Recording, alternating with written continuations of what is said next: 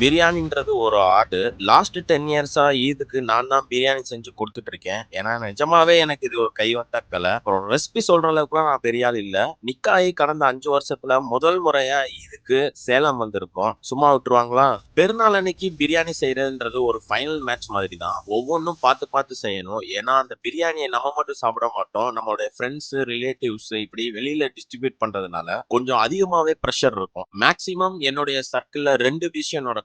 ஒண்ணு ஒர்க்கர்ஸ வச்சு பிரியாணி செய்வாங்க. இன்னொன்னு சிம்பிளா ஆர்டர் குடுத்து பிரியாணிய வாங்கி டிஸ்ட்ரிபியூட் பண்ணுவாங்க.